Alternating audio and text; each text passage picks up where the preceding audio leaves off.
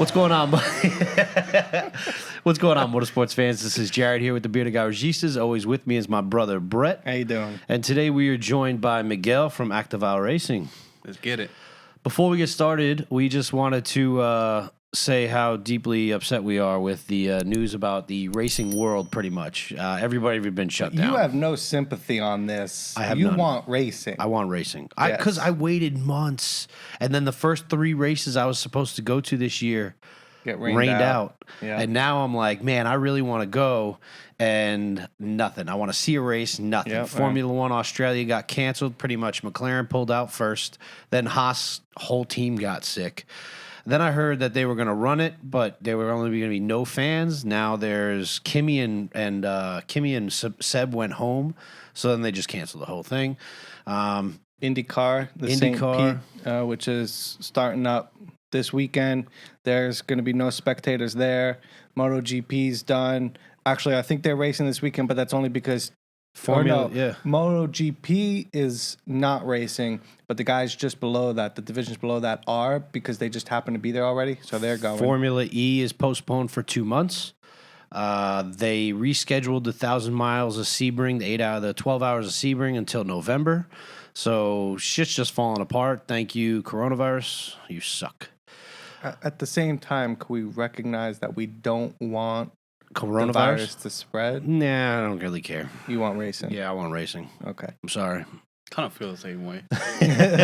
See? All right, so let's get this started. We appreciate you joining us today. And Miguel, I really appreciate you coming down. You drove a hell of a way to get here. No problem, man. I'm very excited to be here. We're hella excited to have you. So I've heard a lot about you from Nicole, from everybody over at what you used to do at VMS Racing and how you worked with them, and a whole bunch of other things. So I'm just excited to get to know you a little bit, hear a little bit about you, hear the story. I know you got some craziness that we kind of went over real quick in the pre-interview, but I'm really excited to hear what you got for us. So you don't have to go all the way back. It's too long. It would be a hell of a long story. So if you want to pick a good place to start, of like kind of like when you got into racing and some big things, and then we'll go from there and we'll just kind of see how it goes. Okay, I'm originally from Puerto Rico. I got here when I was 13, 97. I was a BMS rider, a biker basically, and just freestyle. So we'll go on the street, 50-50 grinding and all that stuff, and that was it. And when I came from Puerto Rico, we were super poor. I remember sleeping on the floor. A lot of people think the dream of United States is just, you're going to be good, but you had to work for it. Yeah. So we slept on the floor, but I think we had to go through that to be where we're at now. Okay. Mm-hmm. I think we had to sleep on the floor, and mattresses after that a little smaller, twin size. Taught you that work ethic. Yeah, so I feel you. it was my mom as a single mother. It was 3 of us. Right. So that pushed us to do everything by ourselves and get it, not wait for it. Right. So we built bikes from scratch. And from there, we sold it. And that's how we got, and I say we, me and my brother. I have a brother and a sister. So me and my brother were partners. We're still partners, but now after we grew, we split a little bit each lifestyle. Yeah. He's still a car enthusiast. We have the same thing. We share the same thing. So I don't think you could ever grow out of being a car enthusiast. Like once you're in it, you're in it. So I remember going to the Thursday night bike night, but it was, a lot of people think it's motorcycle, but it was bike night. It was just bicycles. Like bicycles coming out on Thursday? Damn. Thursday night, everybody from the whole city, probably the whole state, will go to downtown area in Springfield, Massachusetts. I'm from Massachusetts. And everybody know what Springfield was because it's a basketball Hall of Fame town. Yep. We meet there. Where are you from? New Hampshire. Where are you from? Connecticut. Where are you from? Oh, I'm from Springfield, but I'm from up north, the Southerns. Damn. So we gather up and we ride the whole downtown area. Okay. And I remember seeing this hatchback, and I know what it is now. It's a 91 Honda Civic hatchback SI. Just fly by to us with a loud ass pipe. Yeah. And I was like, oh damn, that thing sounds nice. And then and I saw him stop. And then I saw him, and after a while, we keep seeing these cars, and every Thursday and Fridays. Right. The bike night turned into Friday because it was easier for us after school, and we'll spend the whole night. Yeah, you don't got homework, don't got to go to school in the morning. Yeah, your parents aren't hunting you down. We see everything. We ride, we do our thing. We go to the nightclub. Right. We do everything there. We see the nightclub life, and then we found out about racing. Like, where are these cars going? Yeah. One day we were like, let's follow them. We kept following them. Until we found a meeting place, which was a gas station. It was called, this is Citgo now. And we met there because they sell pizza, they sell everything there. So gas station where everything. And then we meet there, and then we kept going and following them to the racing spots. You're on bicycles right now? On bicycles. God damn, dude. And you're like, it was 3 of us, 4 of us, and then eventually Lance Armstrong all the way out to the race spot. It was insane. Crazy. And the guys that my brother and the guys that know me from up north, they know what we went through. Yeah. We're young kids. We had no money for Mexico, that. Man. Yes. And we're literally into it. It got to a point that it got tiring. Right. Yeah, I can imagine. Like, like, man, what are we gonna do?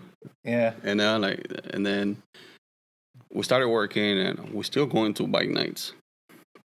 And it became Saturday, but it started really getting sucking when Fast and the Furious came out, and the cops were into the street racing. Because back in the days, street racing was on the ground. Like, you had to know where it's at. Right. Yeah. Like, rarely see cops. You rarely see things. You know, it was just pure racing. You go or start racing at 10 o'clock. You're racing to like 3, 4 in the morning. Damn. Without getting interrupted. It's just back and forth. People will get tired of racing and just pull to the side and just relax and lounge. Like, hey, talk about the cars. So, no, little fast forward after that, we got into a car. My brother was more into selling cars, buying cars, flipping. I was more of the brain. He was more of the hustler. Yeah. Mm-hmm. So we got a car together. Kind of know how that relationship goes.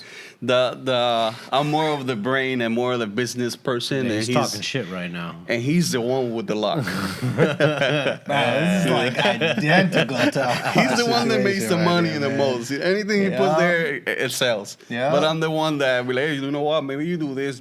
Forget it. Don't forget you need permit for that. And you know, that type of thing, you know. Oh my goodness. So it's like listening to our story. Life. Yeah, so he's real he's a great business person now. Right. Yeah. But it all started back in the days. And the first car we acquired was the Mazda RX-7.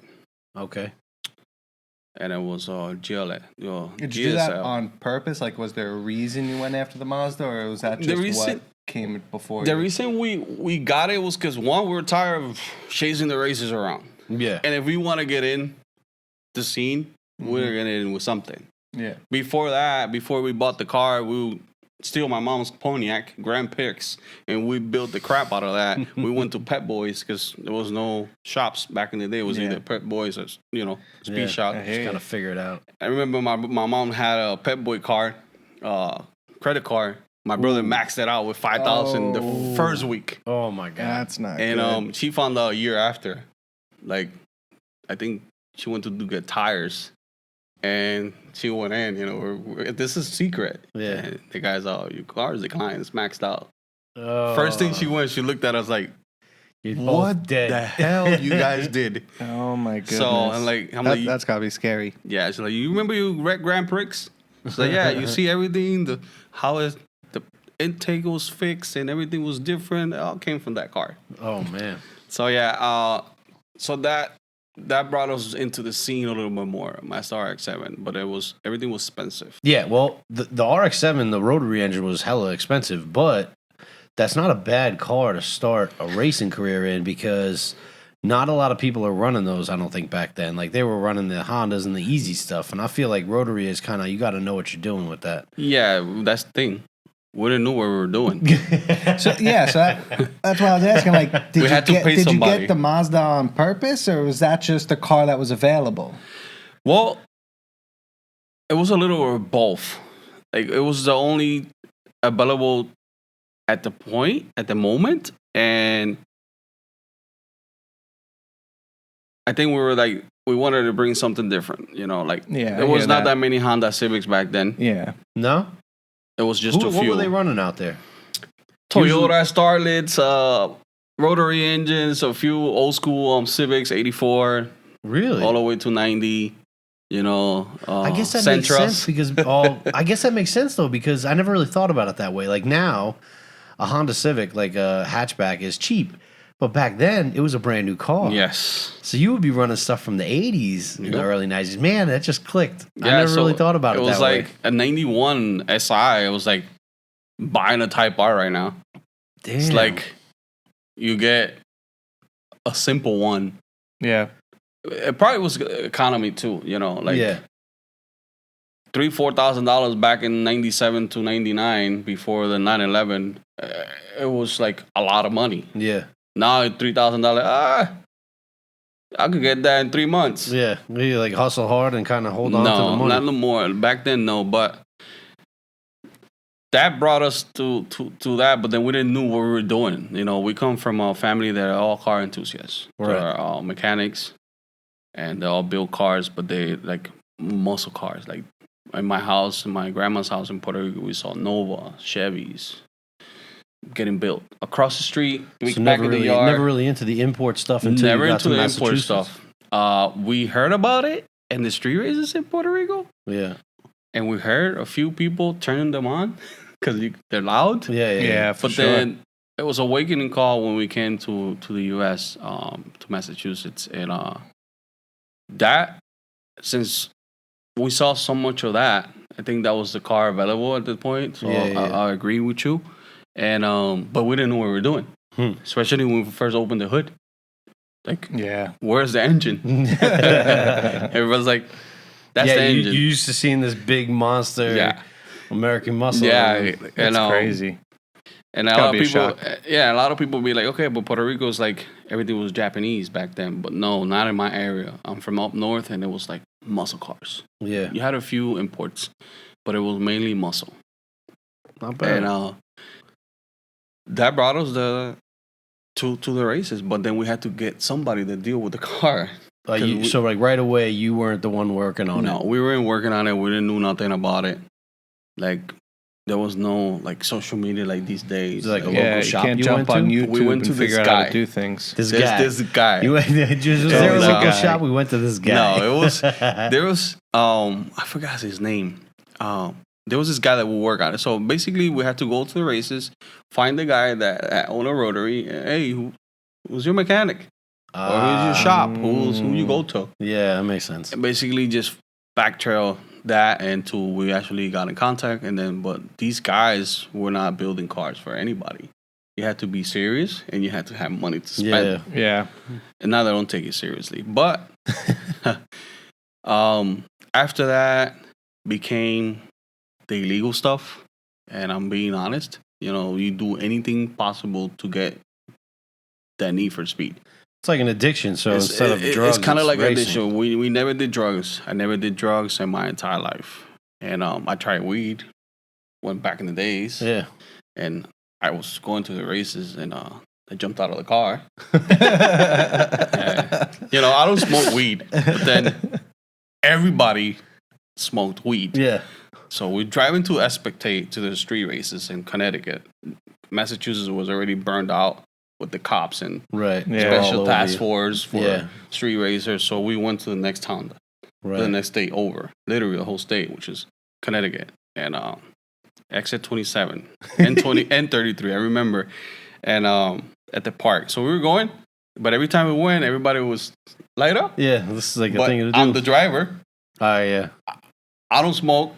Yeah. You got 5 people in the car.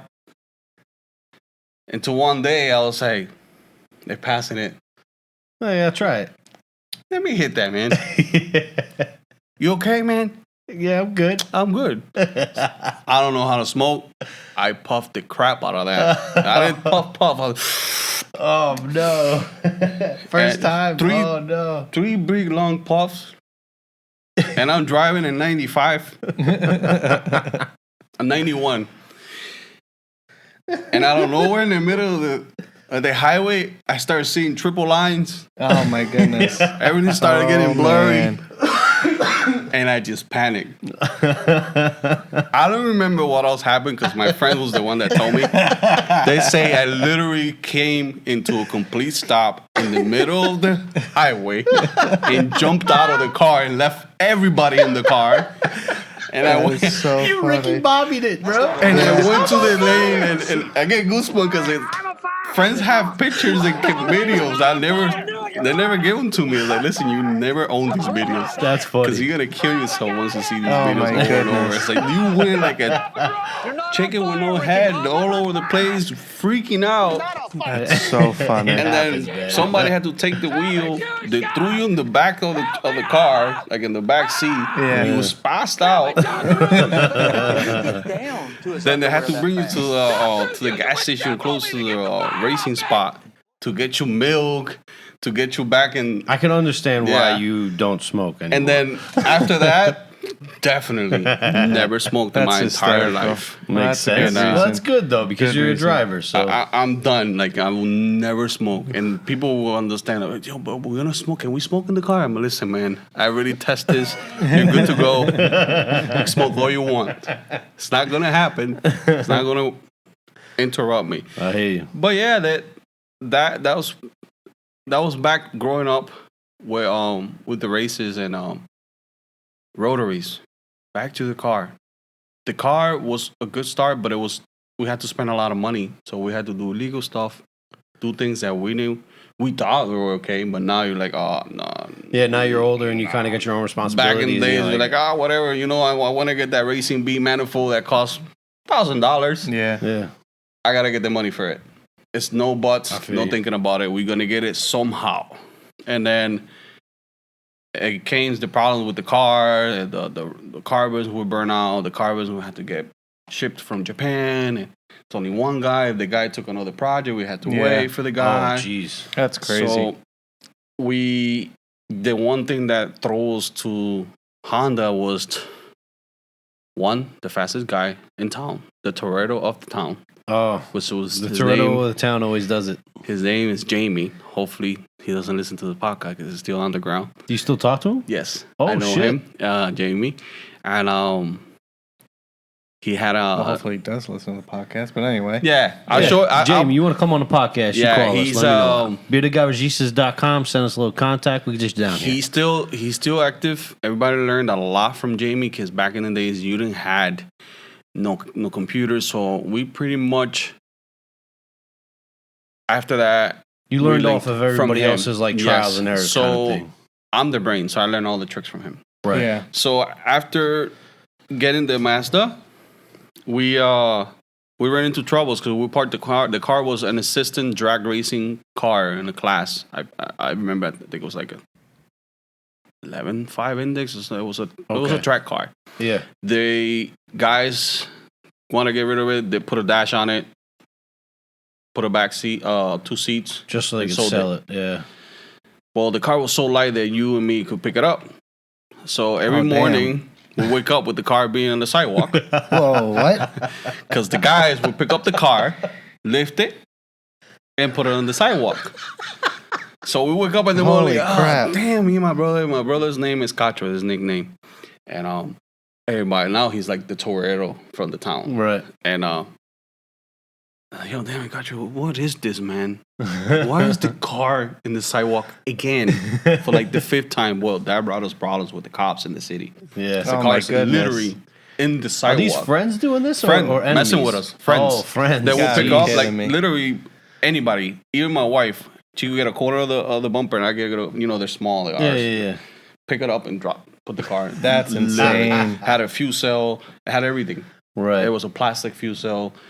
So eventually, that was a problem. So we started taking the car to street race down the street at 12 o'clock at night. We right. had to push the car all the way to the intersection What? because they will call us out. It was call was out that started loud? it. Yes, if you turn that car on at 11 midnight with a Racing B manifold, Yeah. trust me, Everybody you're gonna wake go up. to jail. disturbing the peace. You're going to jail. So we'll push it down to the middle of the road, turn it on, and just raced. I used to do that when I lived in Hawaii because I used to have a Harley in Hawaii. And we lived on. Oh, I had also an aftermarket exhaust. I took the baffles out. Like I went all crazy. Oh yeah, but I used to live on like the top of a hill, like very tip top of a hill. So what I would do is I would push the Harley all the way to like the end, and then I kind of roll it down the hill, and then just like kind of coast down the hill, and then when I got to the bottom, I would regular start it up, but I would just start it once I got to the bottom, because then I'm kind of like, half a mile away from all the houses by then. And I knew I wouldn't really, I'm pretty sure once I got on it and ripped down the block, everybody still woke up, but it wasn't like I was lighting it up outside their door. So. Yeah, that's the same way we thought about it, because we only pushed it probably like a block or two. But felt like a mile. Yeah. And we'll turn the car on, we'll literally, Fast and the Furious scene. I think it all came from Fast and the Furious. Because when I went to see Fast and the Furious, I didn't have a car. I took a taxi there. Oh, shit. From the Puerto Rican festival in the middle of downtown. Oh, Fast and the Furious coming. Call a cab. So do you like what Fast and the Furious did to the car culture up there? Because we've had this, we've went back and forth with a few people about that. I think there's pros and cons about it. Yeah. Right. The pros is that it was like a voice of a sport that right now is big, yeah, especially in Puerto Rico and in the U.S. But it made a lot of people realize what they like, and then to embrace it and keep pushing forward. Mm-hmm. But it brought a lot of heat to the street racers and the secluded areas and the underground racing and all that situation. But I don't think it did nothing bad, but it's probably a lot of people going to be like, oh, it did. Because I think if it wouldn't been for that era, I probably would not be a street racer or racer or car enthusiast as I am right now. I think it's just made a scar onto your like DNA. I believe car enthusiasm is like a DNA. It's like it runs in the blood. Don't matter what you do, right? Mm-hmm. You can't get away from this stuff. It's true. And that's what I think about the Fast and the Furious. They marked a lot. I believe on the first 2, 3. Mm-hmm. After 4, I don't believe on it no more. They went way off, off street racing or the car scene the way it is. How long did you run the RX-7? The RX-7 we run a couple of times to almost catch them fire. Whoa, what? We ran a couple of times into it almost catched on fire. So I used to drive a lot, and my brother was younger than me, so he wanted to jump in the seat. Okay. So I had to teach him how to drive. Okay. Power shift, all that. Do burnouts without crashing into people, because you do a burnout with Mazda R7, they start telling all over the place. And the street races, everybody's on the line. Yeah, and they start pushing your car to see the car more. I almost crashed doing that one time. Damn, man. And so I had to teach my brother, and one day he takes off the car. Once he learned a little bit, he's driving. He does a pass in front of the house. It's like around 7 o'clock. Mm-hmm. So it's loud. He drives on the car, but then he overheats the car so much that everything under was bursting in flames. Oh, Jesus. So he passes, and when he's coming this way, I see this big flame under the car. And I'm going in the middle of the car. Stop. And it's so loud for him. He thinks you're cheering him on. He just literally fly-bys me. And this flames everything. All the whole manifold is bright red. Oh my goodness. Oh, man. Everything, the freaking, when he started braking, everything turned red. Oh. Everything. So it was a learning experience for that. And then I'd say so. Yeah. We brought it to get it fixed. Too much money. So we traded it. We traded for another one, and then that one, same situation. We're like, okay, what are we gonna do? We like racing. We like this stuff. Then we actually introduced ourselves to Jamie in the races. Right. We stopped them. And we're like, listen, how come you're the fastest? Yeah. What makes you better than everybody else? There's nobody could beat you. I was hitting totals at the spot at the time. Like, no, I'm not gonna tell me the tricks. Number one, undefeated with the hatchback. He had a 84 Honda Civic. Yeah, Civic. Very old one. Man. Built, man. He was the first one with a B series engine in the whole town. Nobody, nobody had a B series. Everybody had single cam. Yeah, nobody understood the power. Nothing. And then he bought a Civic. After that, when we first met him, he had that Civic that I actually crashed into in 2005. My brother bought it. Into it? I crashed that car in 2005. Oh boy. So we bought the car. My brother bought the car from him after being in top of him. It was the fastest car. I had a B6. What is it? What's the LS? As a B16 block. No, I was gonna say it's probably a B16 with a B18 head. It was a Type R head. Okay. Oh. And then it was nitrous. 13-1 pistons. B-Tech. You guys didn't fool around, man. Yeah, but we learned everything from him. So what I did was to get all the insight. Sorry, Jamie, I never told you this. I will go. Jesus exclusive. I would chill with him.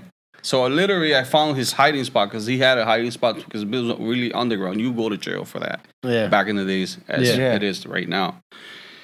Or if you had the government behind you and you have people trying to steal your car because you're the fastest, so you have to literally hide your car. So we pinpoint with him after my brother bought because he had the money. I would spend the money on other stuff and he bought the car.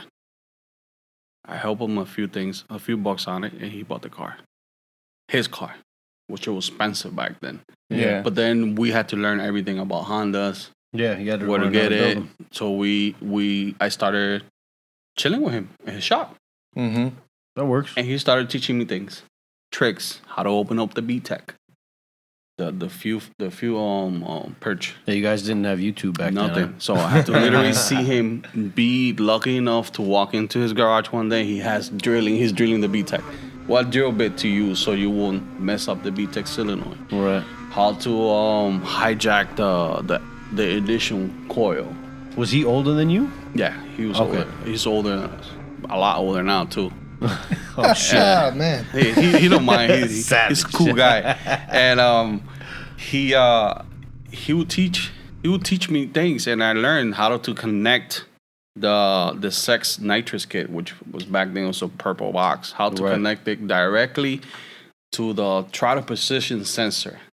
What cable to put it in. So every time you hit the pedal, it activates with the manifold position sensor. Right. Well, now they have a little chip that you put in and it's all step on it now. Yeah. Or computerized. But back then, I should charge $50 for that.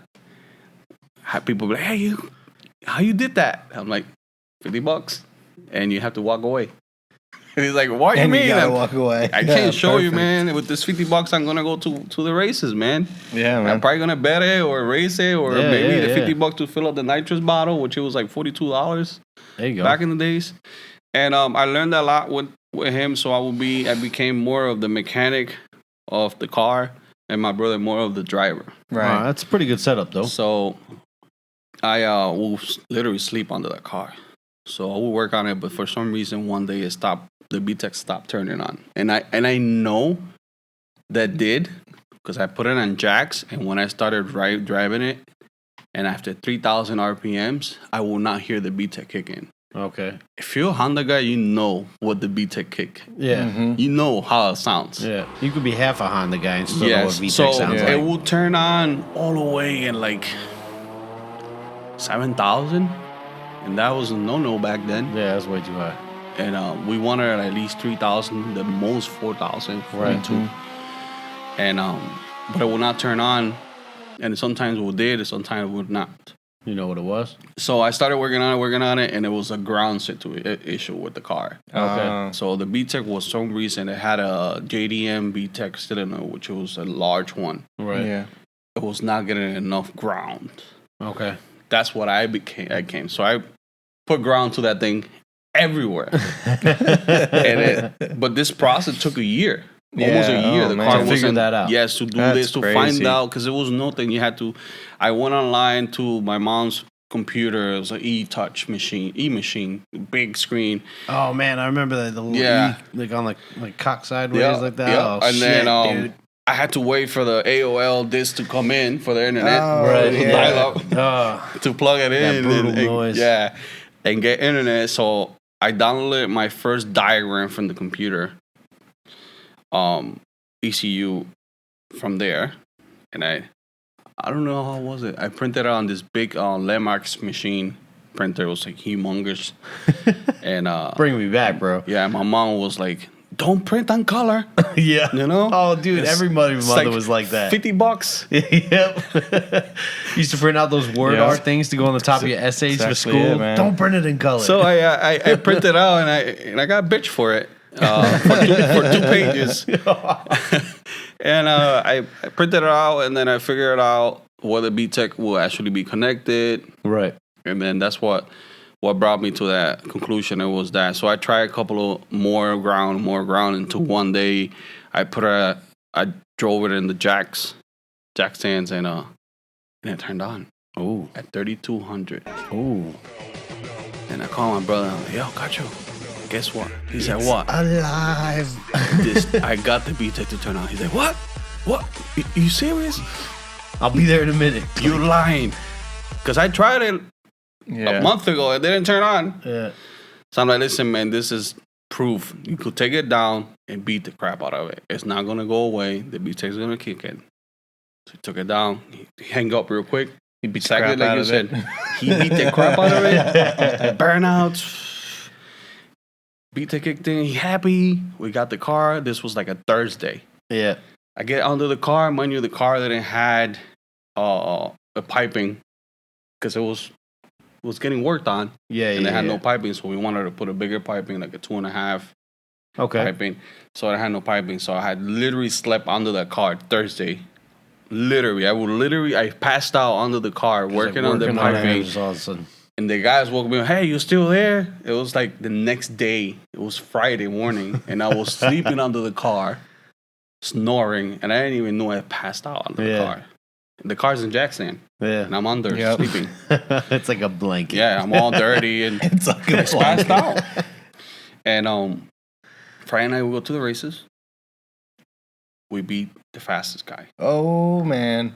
We back. Yeah, the underdog and the fastest. Nice. And everybody was excited. So Sunday, people came to our hiding area to find out about the car. Right. Yeah. They saw it. Everybody's talking about it. It was word of mouth. It wasn't on YouTube like that. Yeah, because it was off the street for a year. Yeah. Nobody had seen it. And then all of a sudden you come out and you beat the fastest car. And we beat the fastest car in Connecticut and the fastest car in Springfield. And I think one of the fastest ones from New York. Damn, man. It's a hell of a night. Yeah, we raced like... That night we raced like 11 races. Damn. Wow. That night. Just to beat the fastest. Because we went to the fastest guy when we got in the Civic. Hey, we want to race. He's like, no way. You have to race the guy down there.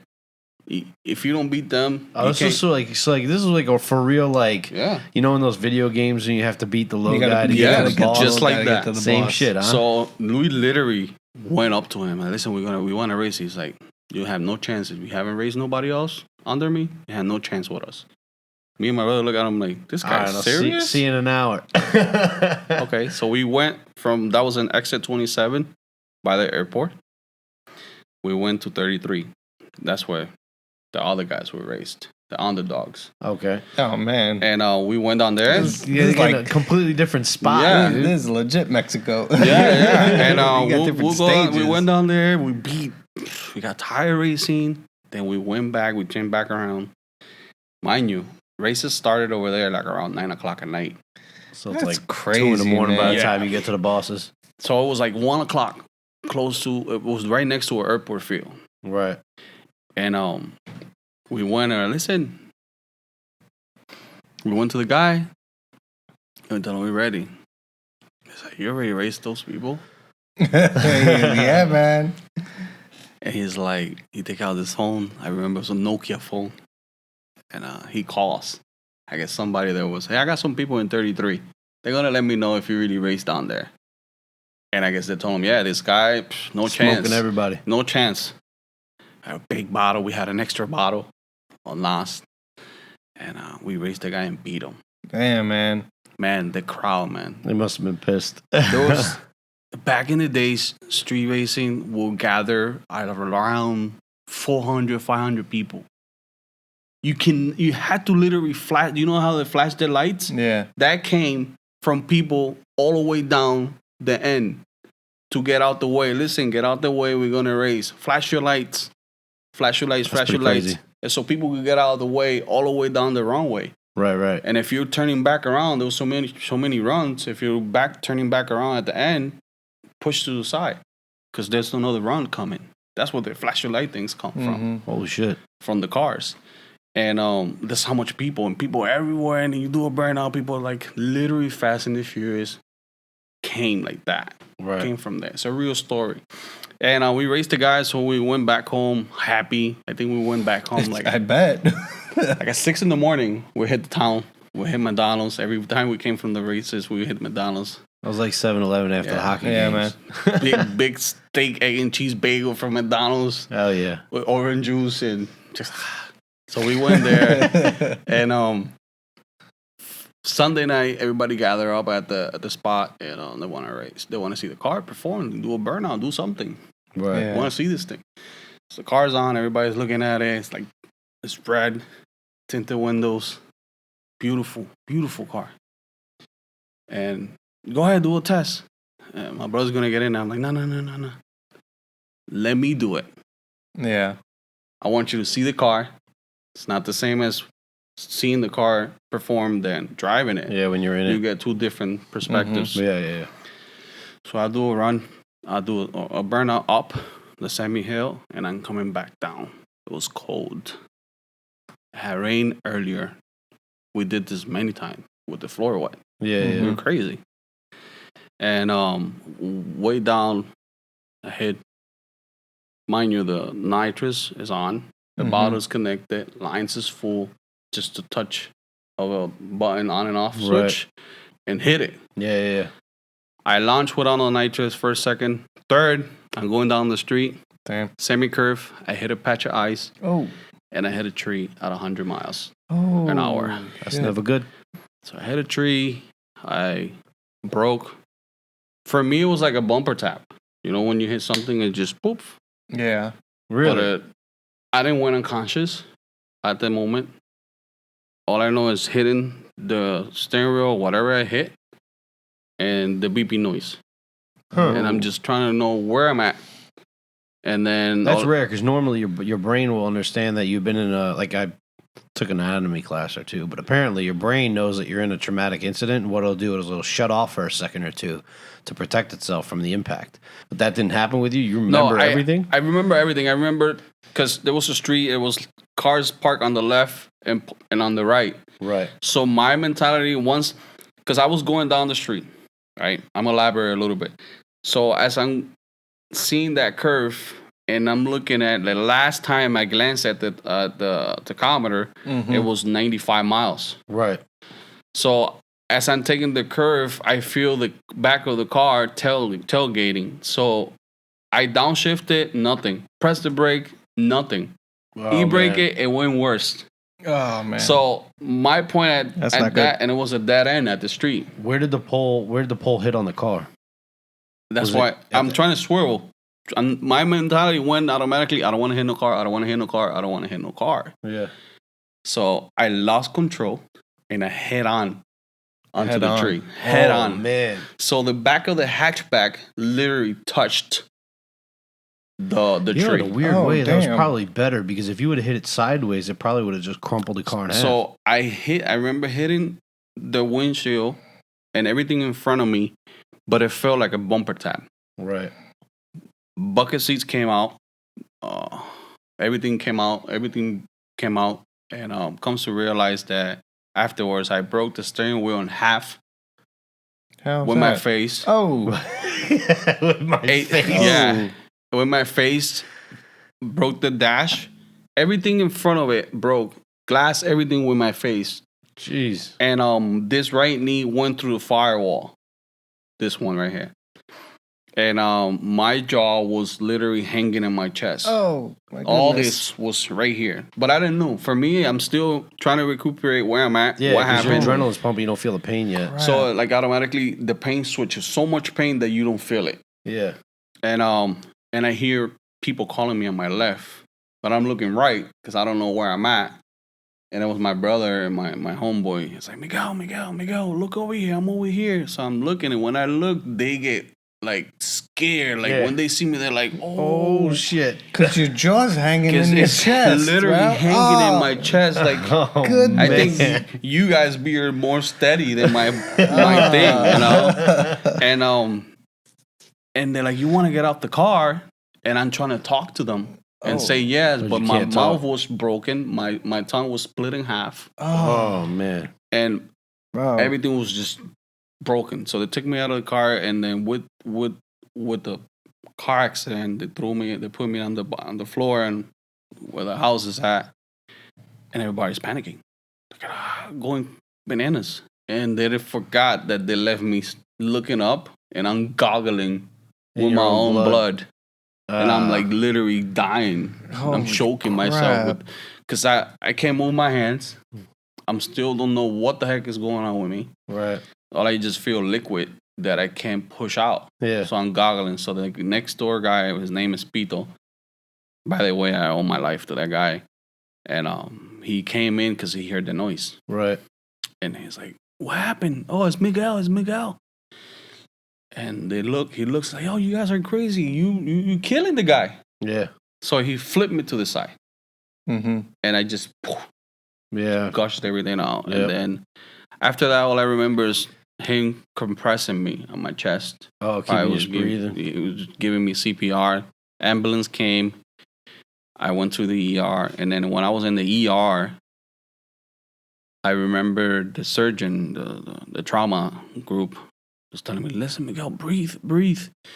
And I'm like, inside me, I'm like, I'm breathing. Like, hello. Like, I'm pushing it here. Yeah. It's like, but I wasn't breathing. So I went in shock. I went in coma after that.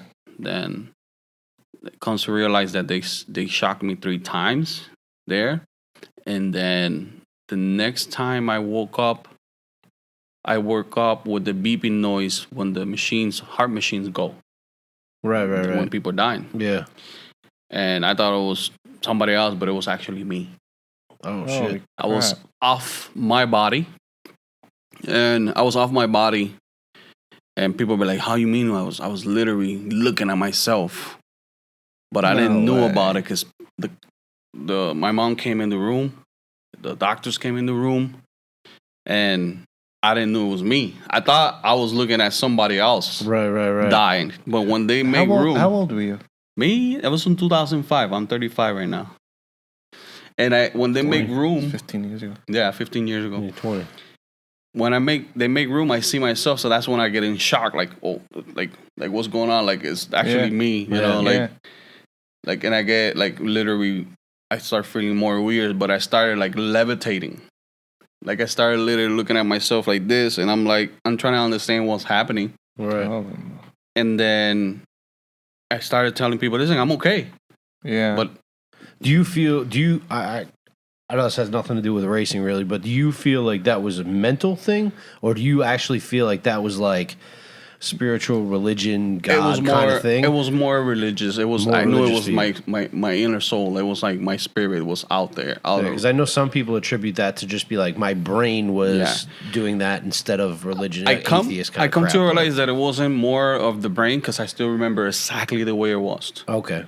And I still remember each person that it was in that room and what exactly was happening in that room. All right. So I'm tracking. I understand that. Out of nowhere, it just flipped, boop, like a light switch.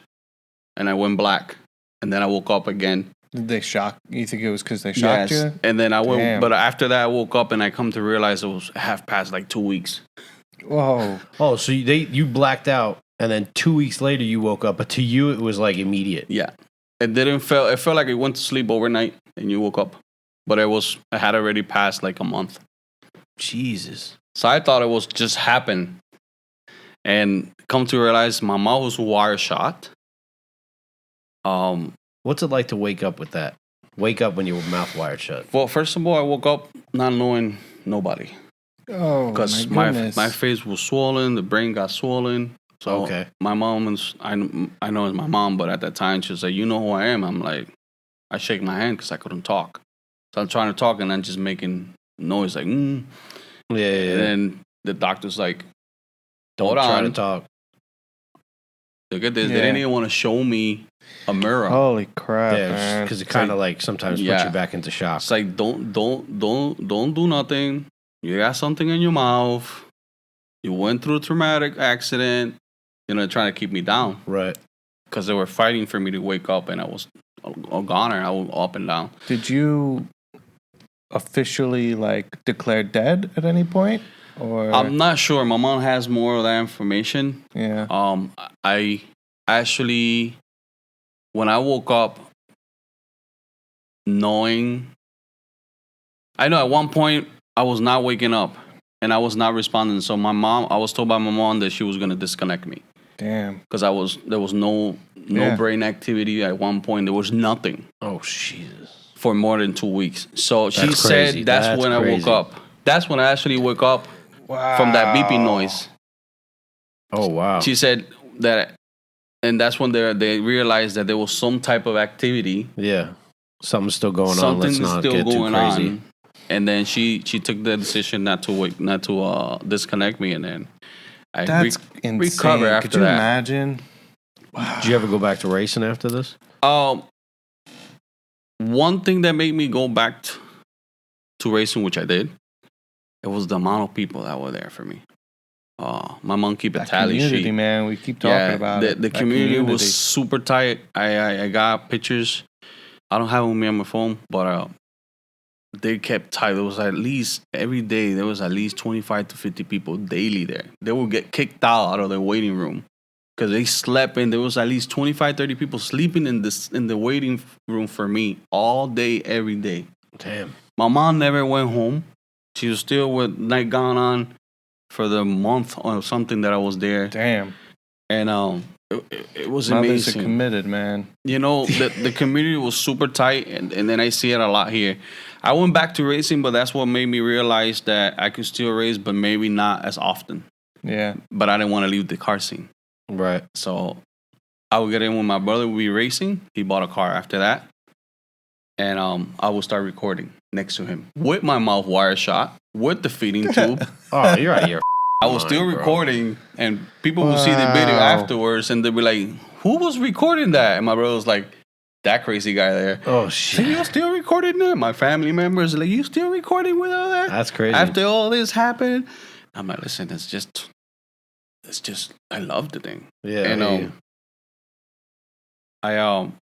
I went back to racing. My brother bought me a car to like. Hey, you married a crazy person. You know that, right? You married a crazy person. So she just rolls her eyes.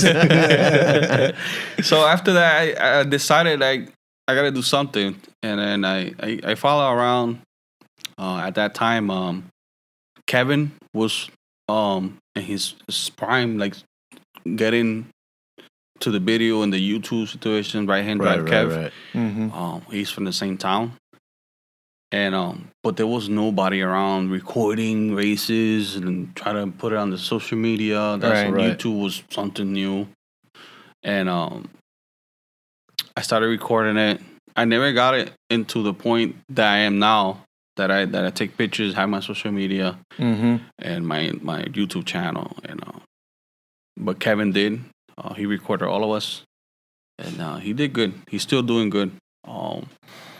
But then that made me realize that maybe I could do something else other than racing. And that launched the photography thing. Yeah, and then that launched the photography thing. But the photography thing, after that, I started recording, but there was no editing software affordable to fix the videos. Right. So I kind of like dropped it. And I went back to racing and mechanicking and all that stuff. But Right. then I started doing all kinds of illegal stuff and drugs and you name it. And I'm not afraid to tell that people know about it. And it got bad. The crime and everything in the city got bad. The cops and the laws and everything got bad. So eventually I met this beautiful lady here, my wife. And she saved you. She kind of saved me. she did, and she talked sense to me, a lot of sense to me. We moved out of Massachusetts. We ended up in Miami. Before that, I had a '93 Honda Civic EG Tahitian green that I built from scratch. Right, like $20,000 in it. Okay, and I didn't got to race it once. Brutal. And she watched me through the whole process. Yeah. And then we went down. I sold it to go to Miami and the whole process. And I'm like, listen, I want to start something fresh. Let's do this. And what'd you do when you got to Miami? So when I get to I went to Miami. I landed in Pompano Beach, right? Yep. It's Pompano. Pompano Beach. It's around the corner. So I flew her in with the kids and sent the furniture and the U-boxes from U-Hauls. Yeah, and I drove down with the CRV with all the stuff that I had inside. And I'm getting off the Pompano Beach exit, fresh out of this 24-hour drive. Right. Yeah. And I hear the Civic. Man, and it's loud. Yeah. Mind you, I come from an area that loud pipe is not allowed. Massachusetts is the most strict city and state, Springfield, that had to do with automotive. Yeah, they don't play on Long Island either. Nothing is allowed. The height, the piping, they still have inspection. Yep. And so I hear the Civic, and right behind the Civic, there's a sheriff cruiser. Right behind him. And the guy's just in front of me. And I see the sheriff, and I'm just like, when he's going to stop him? You know, when he's going to get pulled over? Like, here it comes. Nothing happened. Never came. So that stood in my head. So after I got settled, I got on Google, and I'm like, what's the next speed shop? Who's around? Yeah. Seems like it's a pretty laid back kind of thing around here. Might as well see what it's about. So I'm like, let me go to the speed shop. So I went to the speed shop. I never had a problem with talking to nobody. I'm a very social person. I talk to you anyway. Yeah. And I went to the speed shop. Walked in. Hey, how are you, man? My name is Miguel. I'm new in the area. Former car enthusiast. Yeah. You guys know about meets? So yeah, we got a Wednesday meet here. And here's the flyer. Here's this, and that's how it all started. It. So from there, what year was this? This was I think it was 13, right? 13, 14. And then you remember the shop? Oh damn! Ooh, is it still around or not? I'm not sure. Speed World. Okay. Speed World in Pompano. Okay, I know where it is. Yep. I don't know if he's still there. I don't know. I think he might be. Yeah, it's right off Center, something like that. I don't know. But it's Speed World. I remember. So man. Yeah, I remember that, and I got the bearings around, and we ended up going to moving to Hialeah. Okay. After that, we moved to Hialeah. That's when we really started it, and I'm like, maybe I want to get back onto racing, but I want to have a car, but I want to do something else. Right. You know, after seeing all these guys that we came across up north, like covering and stuff, the racing scene and all that, I'm like, maybe I could do this. You know, I used to do this. Maybe something that I like to do. So I got crazy story, man. Yeah, I bought a 4-door, right? Honda Civic, black, which wasn't black. I painted it.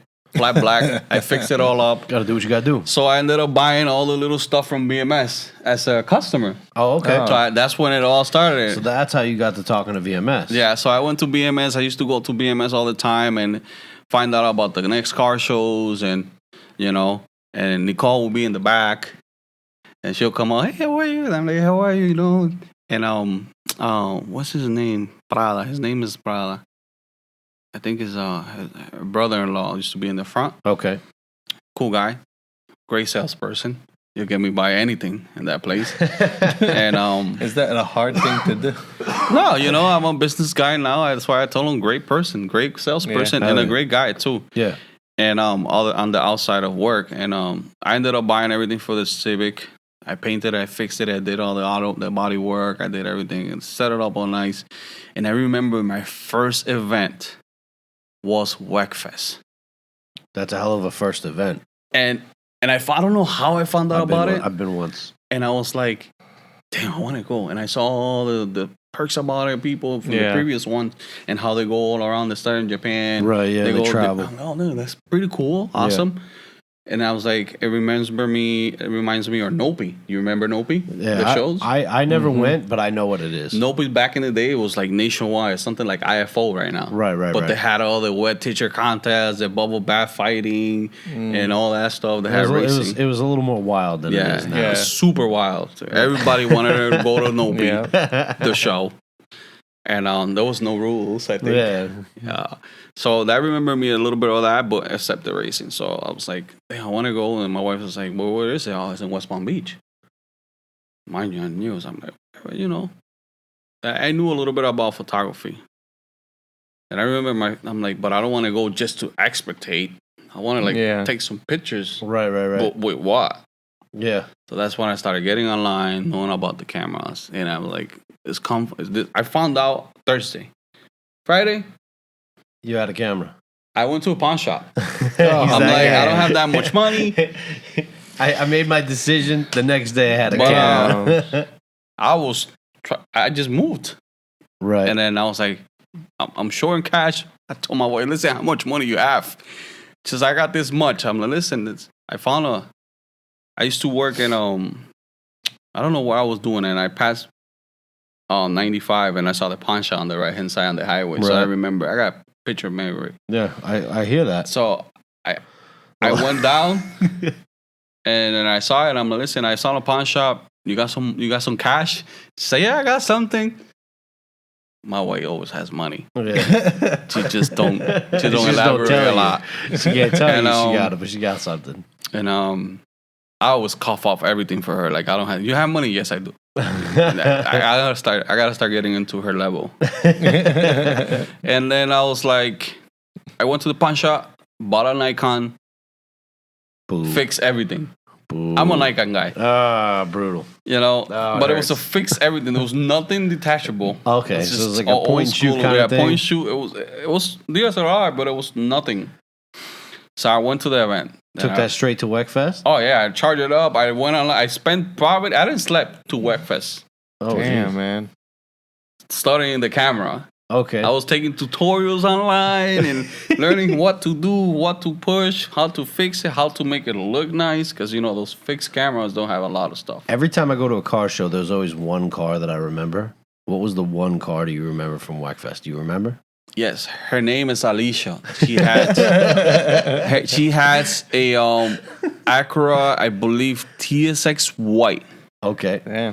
And the reason why I remember that car is because she's a super humble girl, and she knows the car. She put her heart and soul for that car, and that's the only car I remember. Yep. I told you, there's always one car that you'll remember. And everywhere from a car show. I go right now on Instagram and I say, Alicia, how are you? I say, hi, how are you? After so many years. That's cool. That's crazy. That's nice.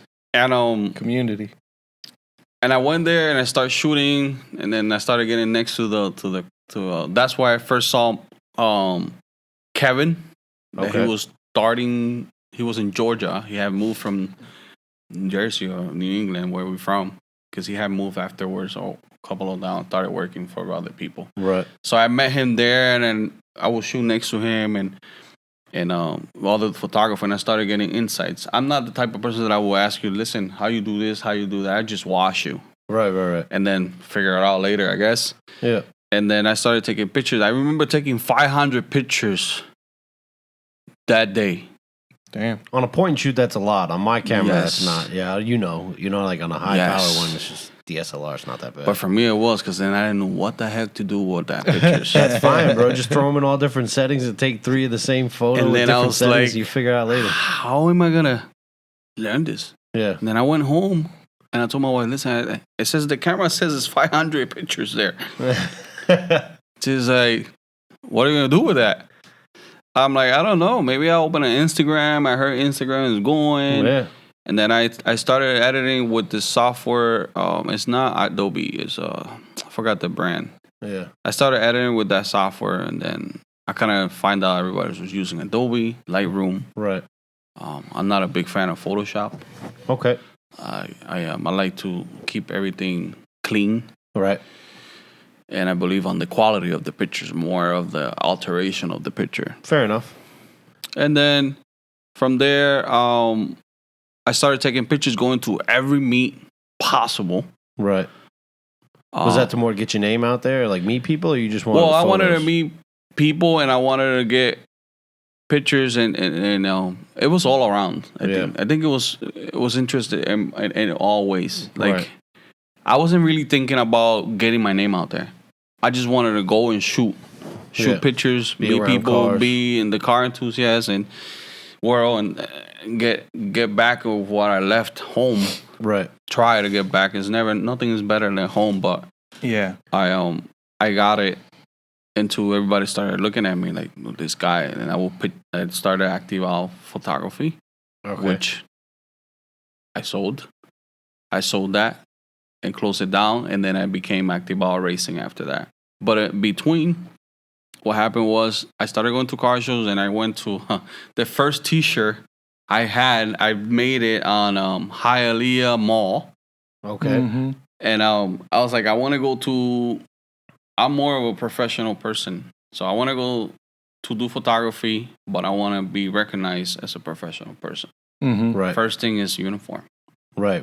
You want to look presentable. You want to look professional. So I remember going to the Hialeah Mall. My wife was like, "What are you doing?" I'm gonna get a shirt done. In the middle of the aisle guy that press the shirts. Yeah, might as well. And listen, I want to put this on, and he's like, my wife was like, "But what are you gonna put on?" I'm gonna put Activaooo, because Activaooo came from a phrase that I used to put on everything that I posted and commented on Facebook.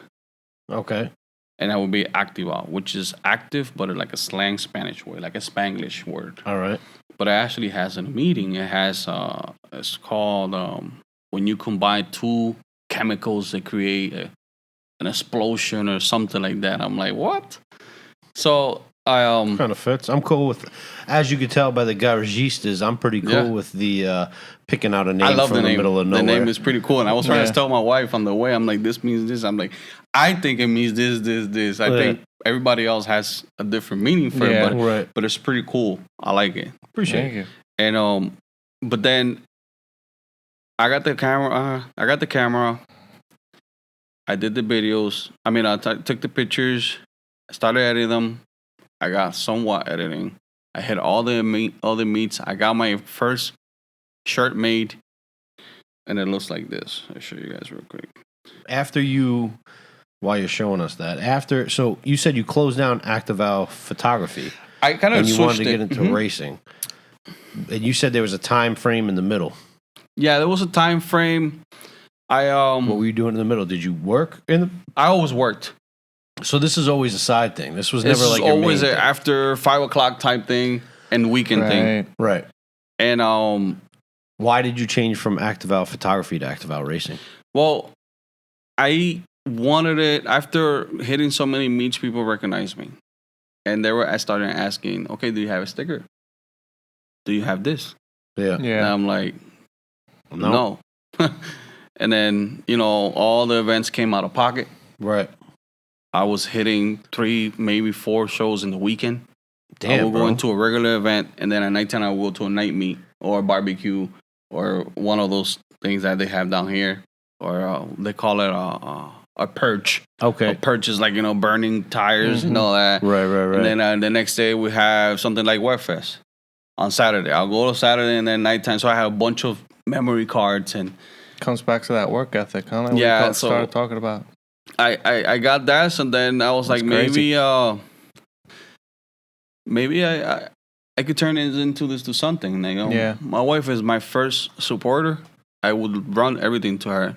So what are you doing now with it though? So right now we're doing a lot of stuff. Other than the photography, it grew up big. Yeah. Thanks to BMS Racing, they gave me I learned a lot with them. I grew off of them. I know Nicole. They hired me in BMS racing as due to photography. Right. So that's when it really became like, damn, this could be something big. Yeah. Right. And I learned a lot. Then I've been an entrepreneur for a long time. I own already 3 businesses up north. So I kind of got 1 and 2 together. And it became Activaooo Racing. I launched the website. So right now we have a full website. We started it with decals, lanyards, nice, keychains, shirts. But now my ultimate goal was incorporate parts. Okay. So we recently, about 6 months to a year now, we started selling parts from pretty much Hondas now, Mazda, Toyota. We're working on the Subarus. We're trying to bring parts for all the car enthusiasts. Like, damn. I'm a Honda guy. I love Hondas. I'm always gonna love Hondas, but I have really, really, really, really big respect for all the car enthusiasts. Right. Because I believe it should be all one community. Right. Whether it doesn't matter what kind of car you drive. For sure. You know. Any specific parts you're carrying, or it's just everything we carry like number 1 BMS parts. We got all the wheels. We carry AEM, Clutch Masters, all the name brand parts we have. Nice. It's a work in progress. We still got to add at least 40,000 parts in there. Jeez. So I pretty much do everything. And then every time I get a chance, I add 15, 20 parts. Nice. And the thing is, with the parts is a little bit more complicated because you have to put the fitments, year, models, make sure you have the correct information there, sizing. So that takes a little time. Yeah. Website's up, and it became more Activaooo photography, became Activaooo Racing, but we do event coverage. We like to do stuff with the community. I love it. I love going to events. I have done events that they want me to be the hype man and introduce everybody and have the microphone. I love car shows. There you go. I love the community, but I liked community events more because I come from a community-based lifestyle. And I think if everybody gets together, we'll be a lot stronger, man. I hear you. A lot stronger. Right now, I have EK. Before, when I was Activaooo Photography, one of the main things that got me known was my white Honda Civic EF. I bought one. Well, I didn't buy one. You were really laughing. She gave it to me. Well, now I understand the little laugh I'm hearing. Yeah, the problem is that she always does her taxes first. Oh, yeah. So I do them last. So for some reason, my W-2 forms always come last. Yeah. But she always gets them first because she always works for hospitals. So they're right on top. Yeah, they're everything. First thing. Yeah. January 1st, they start shipping them out. Yep. So I was tired of my black Civic because I was just plain. It was plain. Oh, yeah, shit. It was matte black. Ugly. It was matte black. It was nice. I had lips and everything, but it was just matte black Civic. Right. It was in nice the rain because it shined. So I'm like, I want to do something nice. So me crashing that EF always wanted a one. Right. Oh yeah. And I went online on Craigslist and I saw this guy selling a white one. Right. I'm like, damn, I want that Civic. So I put it, how you save it. But back in the days, there was no app. Yeah. So you literally had to save it and hope that it was still there. Yeah. So I'm checking it. And then my wife gets her taxes first. And I'm like, damn, now I got to freaking talk to her to see. Hey, baby. I'm like, hey, baby. But she already knew. She's like, what, you want to buy that Civic? They always know. I'm like, yeah, I want to buy it. I just want you to want to borrow the money from you. And then when I get my return. This makes me feel really happy because I do the same thing with my wife. So now I don't feel as guilty. No. Everybody else does the same shit. I would if we had money. I remember, I'm like, she's like, okay, so how much is it? I'm like, listen, babe, this guy has this. I had to run the whole plan. You gotta give the specs of it first before you lay down the money. This is like getting it's a business plan. Yeah. So I'm telling her, listen, this, I show him picture, this costs this much. This guy has a steal. It has a 91 Honda Civic hatchback, white. Everything is done like it's JDM. Right. It has a dual overhead cam, LS block, B16 head. Everything's fully built, all motor. Or Honda Pro Jason be losing his mind right now. Yeah, she's looking at me like, you serious? She's like, no, he wants $30,000. Oh, Jesus. She's like, what? She's looking at me like, what, $3,000? I'm like, babe, that's not a lot.